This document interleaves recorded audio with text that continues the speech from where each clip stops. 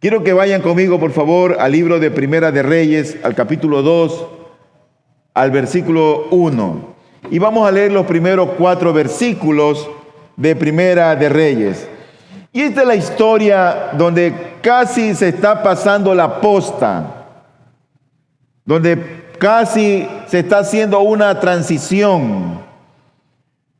Vamos a ver las últimas palabras que dice un rey. No un rey que estaba muriendo, no era un rey moribundo. Lo que vamos a leer aquí vemos que es un hebraísmo, como se conoce en la lengua hebrea. David estaba vivo, pero él sabía que le quedaban pocos años de vida, poco tiempo en la vida.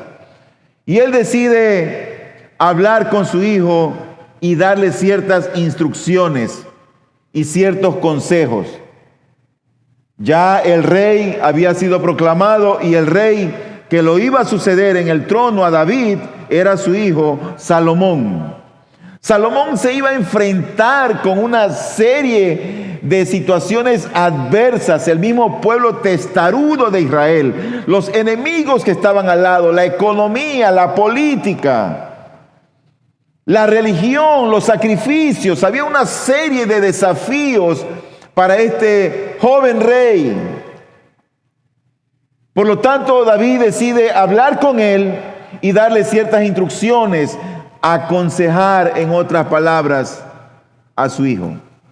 Y oigamos lo que David dice en Primera de Reyes 2, del 1 al 4. Dice la Escritura: y acercándose los días de la muerte de David, dio órdenes a su hijo Salomón, o dio instrucciones, también puede ser esa palabra ahí, o dio consejo a su hijo Salomón diciendo: yo voy por el camino de todos en la tierra, sé pues fuerte y sé hombre.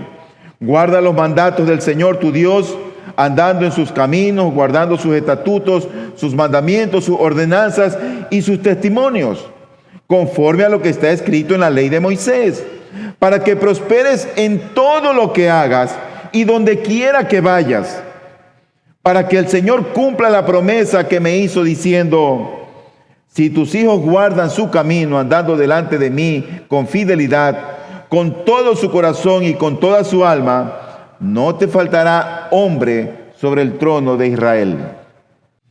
En esta mañana quiero ver este sermón en 5 partes. Lo primero que quiero ver es que estos versículos describen aquí de manera clara a un padre que es piadoso.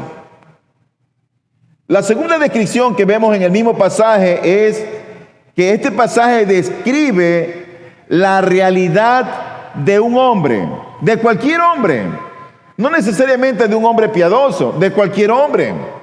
En tercer lugar, vamos a ver también cuál es la descripción que el pasaje da acerca del consejo que el padre le da a su hijo. En cuarto lugar, veremos la descripción de la promesa. Y en quinto lugar, veremos una aplicación. Vamos entonces con el primer punto, la descripción de un padre piadoso. Dice el versículo número 1 de Primera de Reyes 2: acercándose los días de la muerte de David, dio órdenes a su hijo Salomón, diciendo. Dio órdenes, dio instrucciones, dio un consejo. ¿Quién es el padre que es piadoso? ¿Cómo podemos nosotros ver ciertas características o ciertos atributos de la piedad de un padre? La Biblia, por ejemplo, nos describe la vida de Job. Y Job era un hombre muy piadoso, según los primeros versículos. Él se reunía con sus hijos, celebraban la fiesta, eran hombres de mucha opulencia, hombres ricos, y cada tiempo se reunían en la casa de uno, pero después de cada fiesta, dice la Escritura que Job levantaba ante Dios oración por ellos, sacrificaba animales haciendo holocausto, porque tal vez hayan pecado en sus corazones. Nos deja ver la piedad de este hombre. Pero aquí estamos viendo nosotros a un hombre que toma un tiempo para hablar con su hijo. Ahora, yo creo que el hombre piadoso es alguien que está lleno de Dios. Es alguien que está lleno del Espíritu de Dios. Por ejemplo, en Lucas capítulo 1, versículo 67, la Biblia aquí nos describe la vida de un hombre llamado Zacarías, que era el padre de Juan el Bautista. Este hombre, cuando se le dijo de parte de Dios que iba a nacer un hombre que iba a preparar el camino, no creyó y quedó mudo. Dios lo dejó mudo. Pero luego vemos que este hombre realmente fue un hombre piadoso. Dice el versículo 67 de Lucas 1, y su padre Zacarías fue lleno del Espíritu Santo. Y dice inmediatamente, y profetizó. Estaba lleno de Dios, estaba lleno del Espíritu Santo y empezó a hablar en nombre de Dios y profetizó.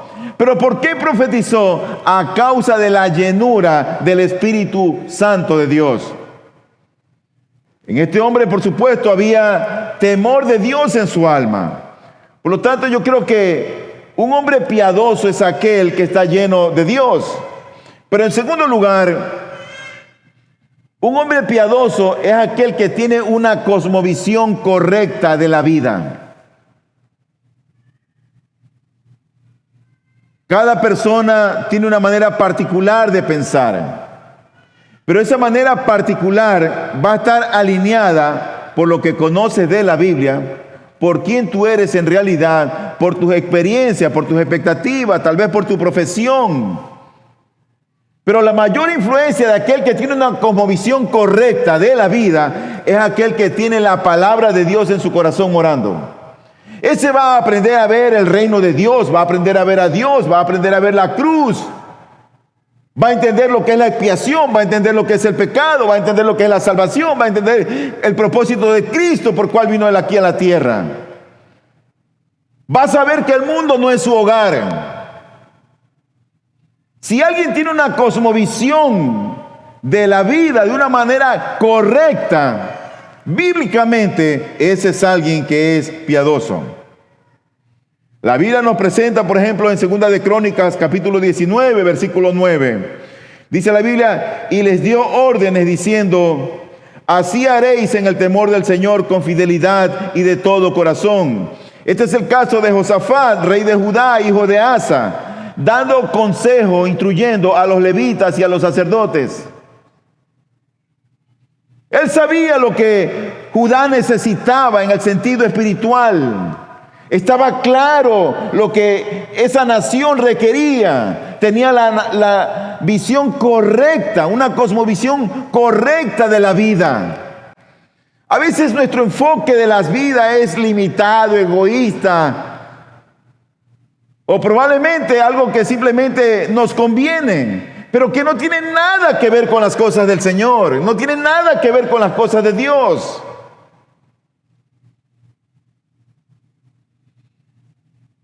Pero en tercer lugar, según este pasaje que hemos leído en el versículo 1, yo creo que también un hombre piadoso es alguien quien se toma su tiempo para aconsejar a su hijo. Yo no creo tener temor a equivocarme cuando uno ve una juventud al día de hoy como desbandada, que no tienen un rumbo claro en la vida, que no saben para dónde van, que no han recibido el consejo del Padre. Tú ves a muchos jóvenes al día de hoy desorientados que ni siquiera saben qué carrera estudiar en la universidad. Tú los ves a 12, 13 años ubicados, metidos, involucrados en drogas. Chicas jovencitas que no cumplen ni 18 años y ya son madres solteras, porque no tienen el consejo de sus padres, porque sus padres no se han sentado, no han tomado el tiempo para aconsejarlos, para orientarlos, para guiarlos. El versículo 1 dice la Nueva Versión Internacional, ese versículo lo traduce así: David ya estaba próximo a morir, así que le dio estas instrucciones a su hijo Salomón. tenemos que esperar los últimos tiempos cuando estemos ya ancianos para aconsejar a nuestros hijos. David había sido un pastor de ovejas, un guerrero formidable, un rey fuerte. Empezó la construcción del templo, pero no lo pudo terminar porque continuó su hijo Salomón. Pero el trono de él se afianzaría por la eternidad con la venida del Mesías a causa de su descendencia. Ese era David. No era un hombre perfecto, pero era un hombre que temía a Dios. Qué triste es ver a padres que no toman el tiempo para sentarse a hablar con sus hijos, para aconsejarlos, para orientarlos. Una cosa es instruir. Tú reúnes a tu familia y tú le das la palabra al Señor. Eso es otra cosa. El consejo es más personalizado. Mira, quiero hablar contigo sobre esta muchacha. Cuéntame. Y empiezas a confrontar. Cuéntame de ese pecado de la pornografía en la que estás metido.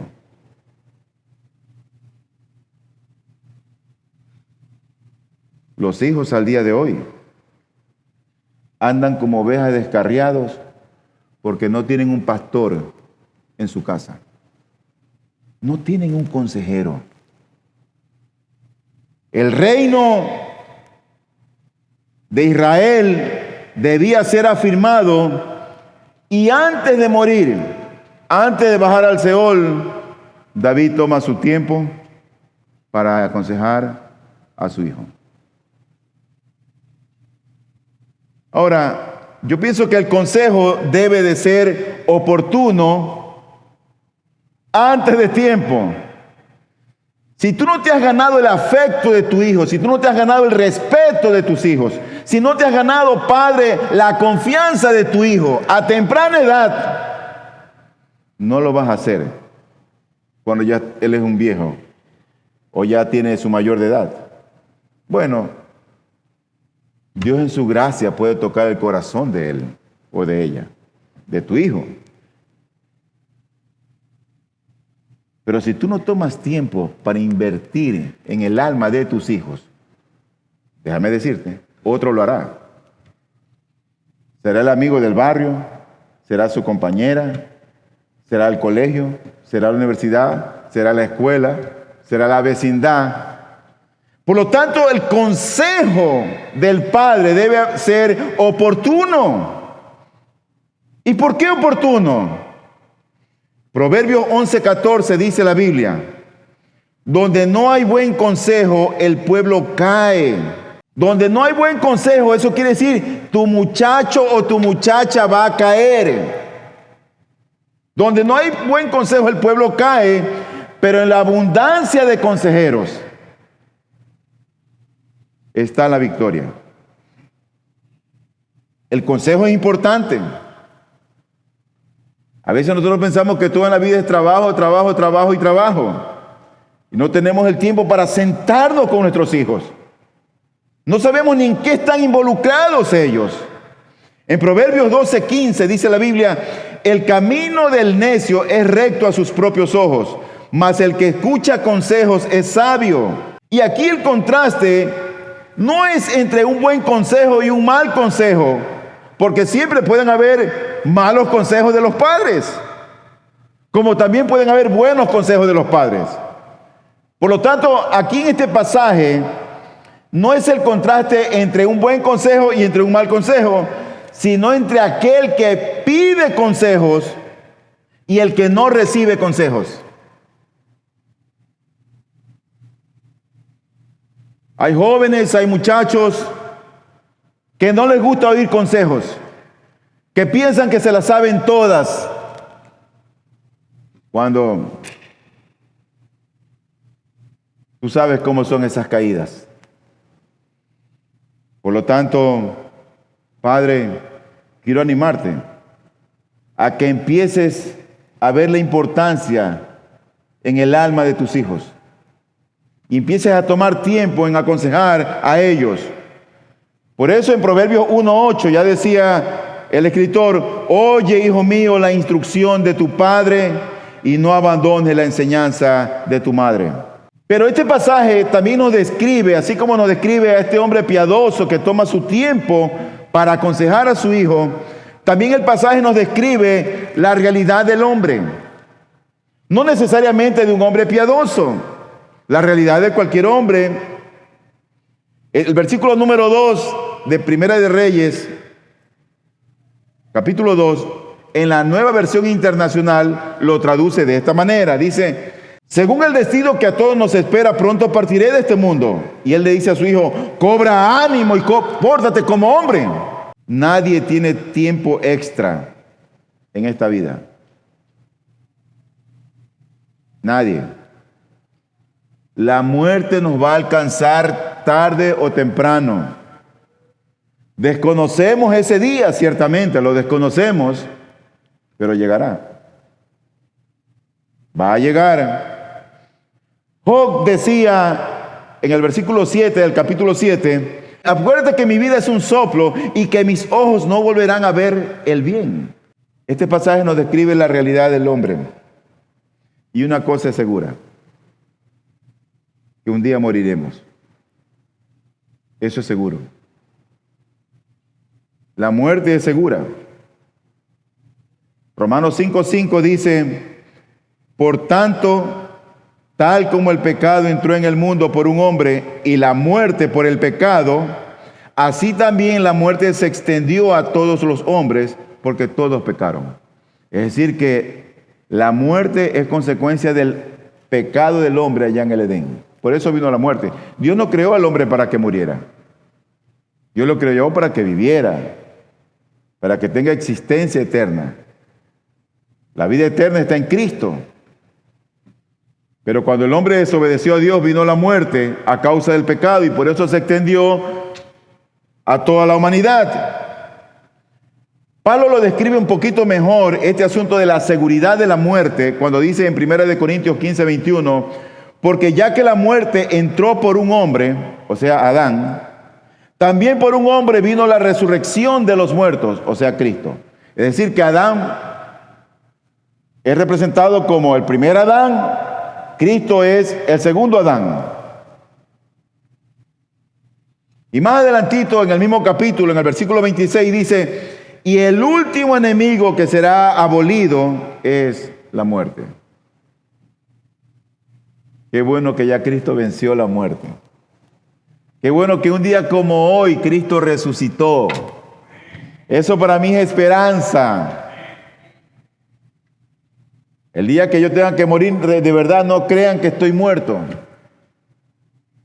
Estaré disfrutando con mi Salvador. El mismo texto nos dice allí: sé pues fuerte y sé hombre, dice la Biblia de las Américas. En la Nueva Versión Internacional lo traduce como: cobra ánimo y pórtate como hombre. Lo cierto es que la realidad del hombre es que no todo hombre se conduce como el hombre que Dios espera. No todo hombre se conduce como el hombre que Dios espera. Pero David le está diciendo: pórtate como hombre. ¿Qué espera Dios de todo padre en realidad? Esa es la pregunta que deberíamos hacernos. ¿Qué es lo que Dios está esperando de todo padre? Al menos tengo aquí dos cosas en mis apuntes. En primer lugar, yo creo que Dios espera que todo padre sea un instructor, un enseñador, un consejero en lo que tiene que ver con su hijo. Entre muchas otras cosas más, pero quiero centrarme al tema. Dios espera que los padres seamos padres para nuestros hijos. No solamente alguien que los procreó y mira tú cómo vives.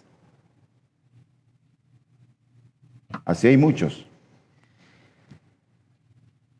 Pero Dios nos llama a que seamos padres en el sentido de enseñar, de instruir, de aconsejar a nuestros hijos. Ahora, se supone que los hijos debemos escuchar el consejo de nuestros padres.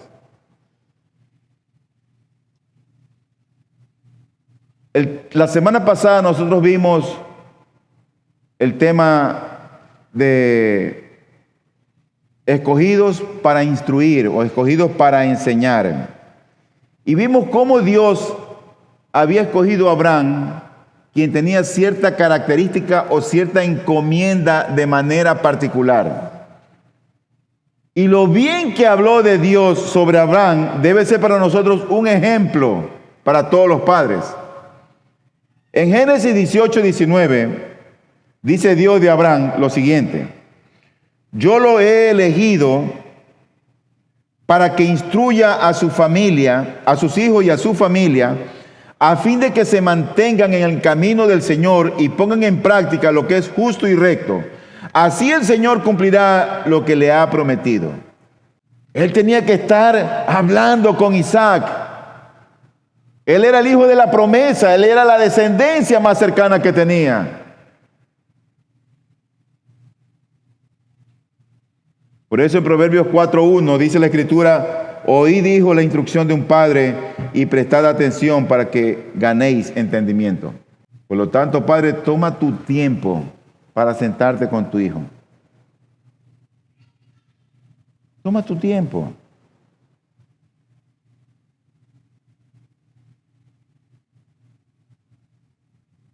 ¿Qué otra cosa espera Dios de un padre?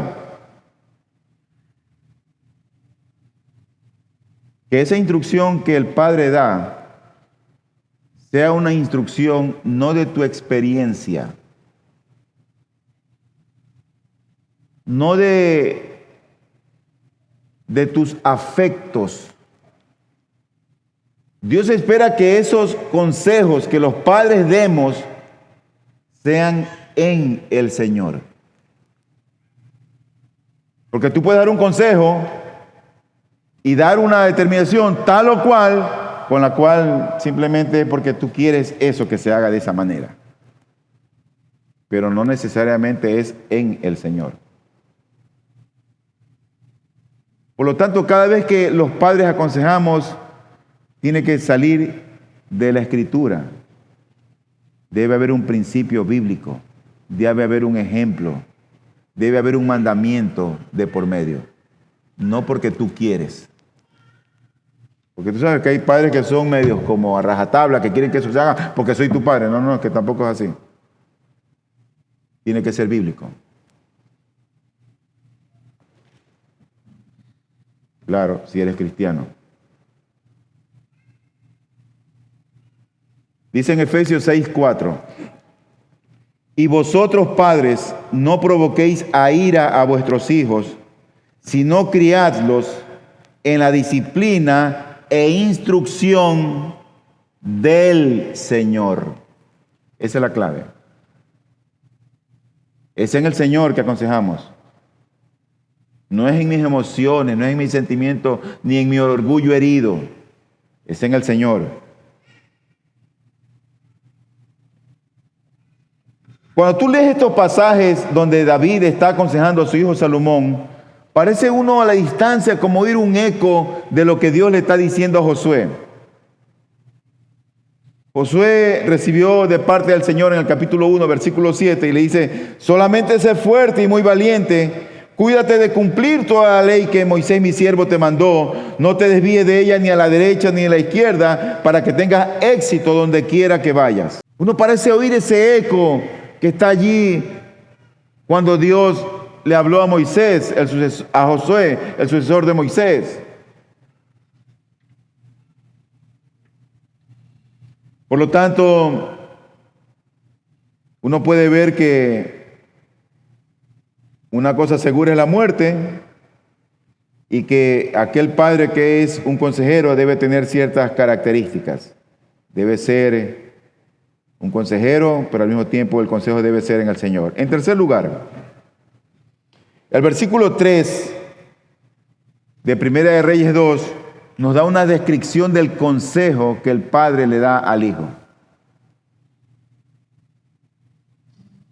Y oye lo que dice la Escritura. Dice: guarda los mandatos del Señor tu Dios, andando en sus caminos, guardando sus estatutos, sus mandamientos, sus ordenanzas y sus testimonios, conforme a lo que está escrito en la ley de Moisés, para que prosperes en todo lo que hagas y donde quiera que vayas. No le está diciendo, oye, forma un ejército fuerte para que nadie te destruya. Mira, estudia bastante y saca un título. ¿Sabes a dónde lo inclina y lo lleva David? En estas instrucciones, lo que David menciona específicamente es la ley de Moisés como el fundamento de una vida fiel para el rey y para todo su pueblo. Es un consejo que tiene que ver con la ley de Dios, con la palabra de Dios. Él tenía que aprender a temerle a Dios en base a su palabra, a conocer a Dios en base a su palabra. Por eso es tan importante que tú y yo escudriñemos la palabra día tras día, que saquemos una agenda en nuestro tiempo, y este es el tiempo de escudriñar, de analizar, de estudiar y de memorizar la palabra. Hay muchos que vienen a la iglesia solo el domingo, pero de lunes a sábado no leen las escrituras, no memorizan las escrituras.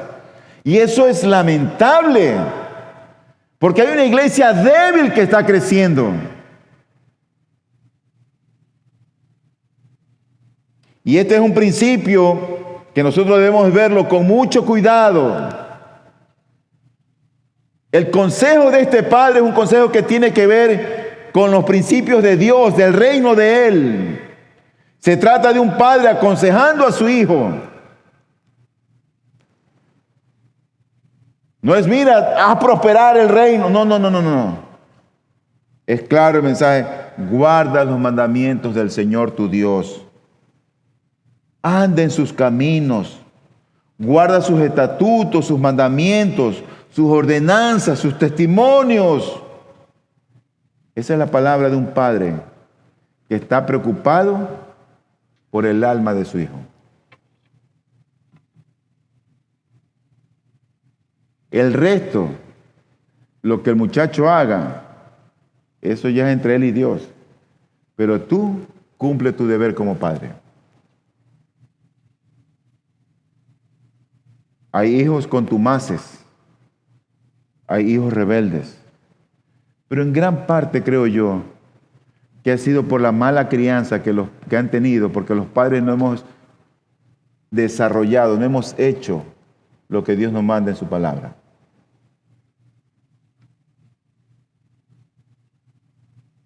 David aconseja a Salomón, habla con su hijo.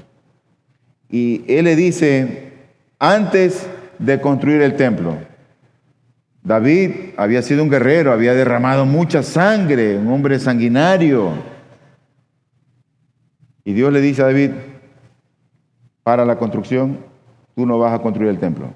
Señor, mucha sangre has derramado. Es tu hijo el que lo va a terminar.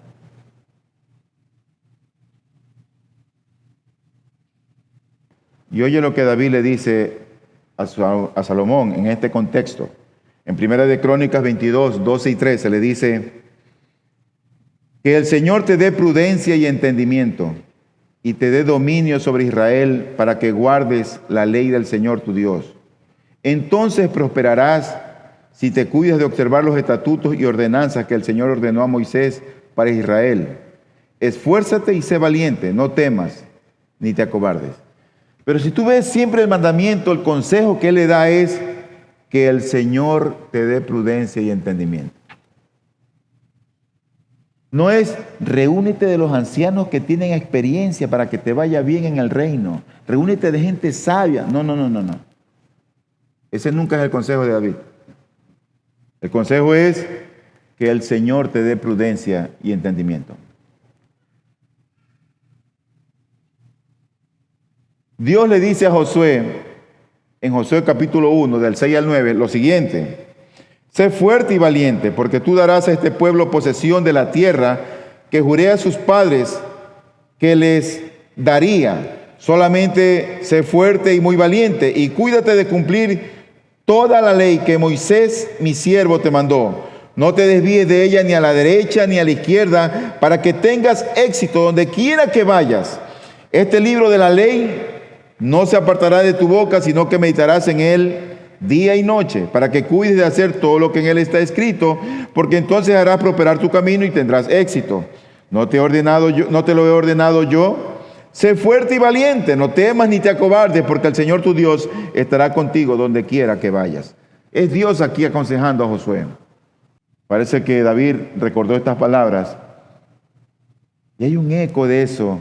Y ahora es David que aconseja en nombre de Dios a su hijo. ¿Cuáles suelen ser nuestros consejos por lo general? Estudia, esfuérzate, sacrifica. Pero nunca les hablamos del Señor.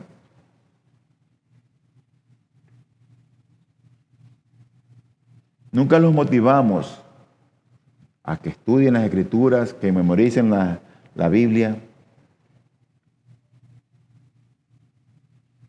Dios le habla a Josué y yo me imagino que eso para él fue algo que quedó tanto en su corazón, en su alma, que años después uno ve el resultado de lo que Dios le habló a Josué y él toma una resolución, una determinación, la resolución y la determinación de un padre que es a la vez un líder, y esa resolución traía, por supuesto, gloria y honra al Señor. El pueblo estaba como titubeando, como vacilando delante de Dios. Josué se da cuenta. Y dice la Biblia en Josué 24, 14 y 15, ahora pues temed al Señor y servidle con integridad y con fidelidad. Quitad los dioses que vuestros padres sirvieron al otro lado del río y en Egipto, y servid al Señor. Y si no os parece bien servir al Señor, escoged hoy a quién habéis de servir. Si a los dioses que sirvieron vuestros padres que estaban al otro lado del río, o a los dioses de los amorreos en cuya tierra habitáis. Pero yo y mi casa serviremos al Señor. Esa es la determinación de un hombre que había oído el consejo de Dios. Pero me encanta que él no está pensando solo en él. Él está involucrando a su mujer y a sus hijos. Y él dice, pero yo y mi casa serviremos al Señor. No importa lo que ustedes hagan. Quiero que sirvan al Señor, pero sépanlo, yo y mi casa serviremos al Señor. ¿Cómo está tu casa? ¿Cómo están tus hijos frente al Evangelio? ¿Cómo reaccionan cuando tú dices, vamos a la iglesia?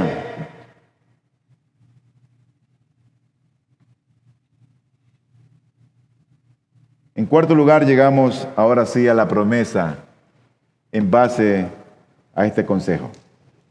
El versículo 4 es una descripción de la promesa de Dios en base al consejo que David le da a Salomón.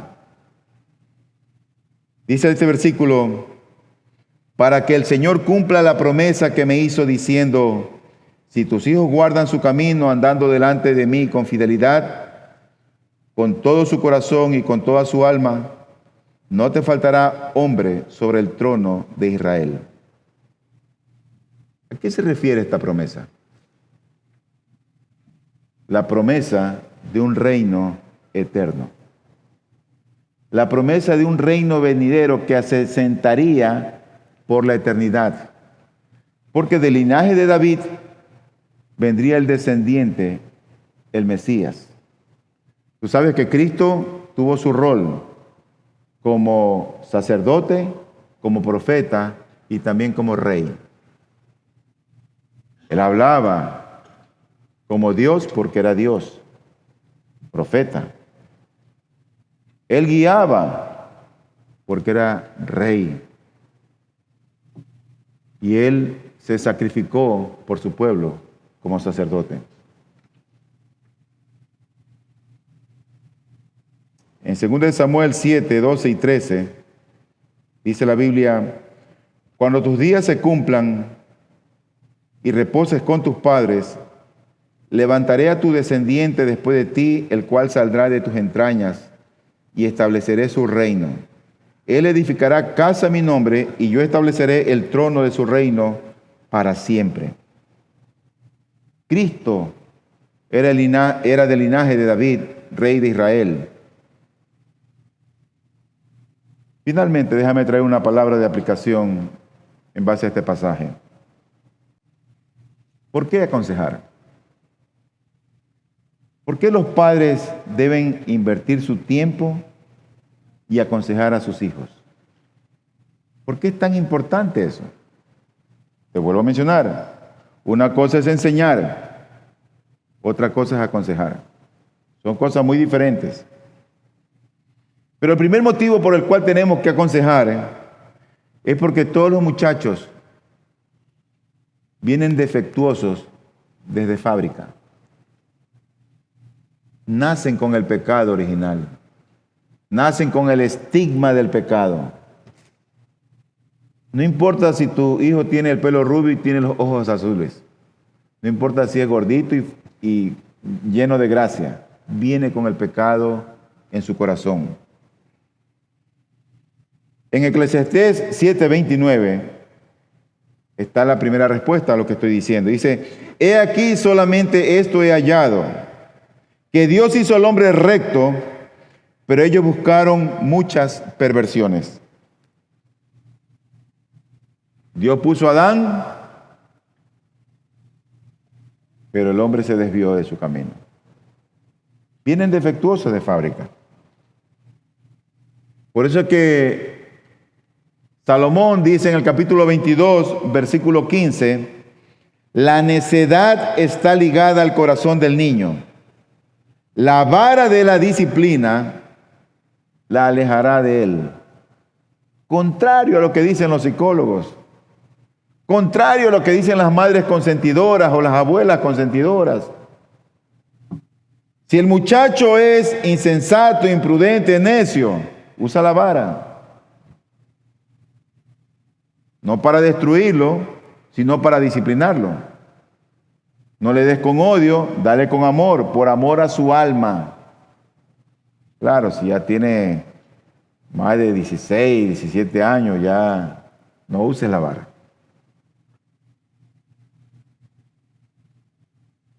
Por lo tanto, debemos aconsejarlos porque ellos vienen ya de fábrica defectuosos. En segundo lugar, tenemos que aconsejarlos porque los días son malos. No estamos viviendo en buenos tiempos. Tú ves a un niño ahorita y mañana ese niño tú lo ves hecho un delincuente, hecho un drogadicto, hecho un borracho. Los días son malos. Los días no son buenos. Dice la Escritura en Efesios 5:16, aprovechando bien el tiempo, porque los días son malos. Debemos aconsejar, porque como yo te decía, hay una diferencia entre aconsejar e instruir.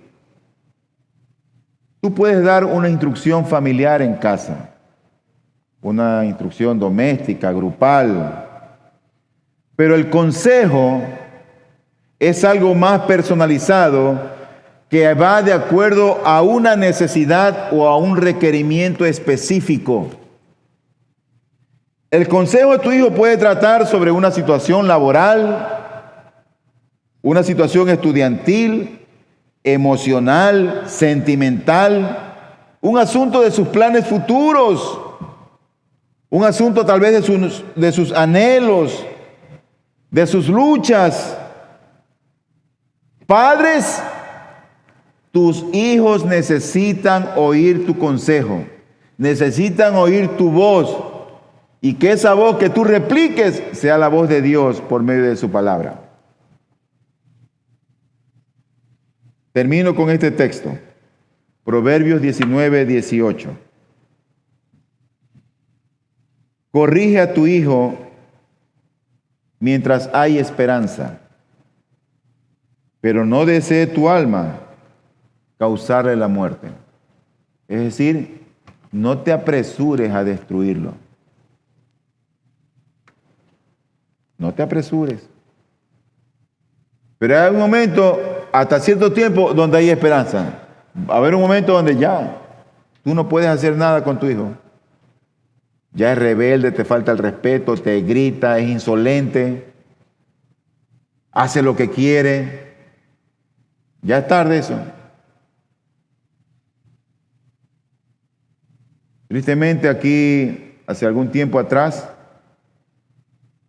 un hermano que venía a la iglesia, yo decía, mira, trata con tu hijo, trata con tu hijo. Y él parece que no tomaba las cosas muy en serio. El muchacho lo conocimos, tenía 9, 12 años. El papá era un hombre fuerte y el hijo también. Cuando el hijo ya tuvo 15, 16 años, el muchacho estaba fuerte, se agarraron a trompones papá e hijo en la casa, a pelear como un par de enemigos.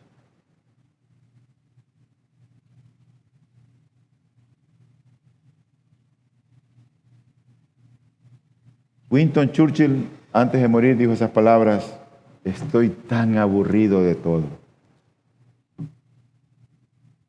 Yo espero que cada creyente pueda decir, estoy tan contento con mi Dios, con mi Señor, contento con todo, antes que sea tarde.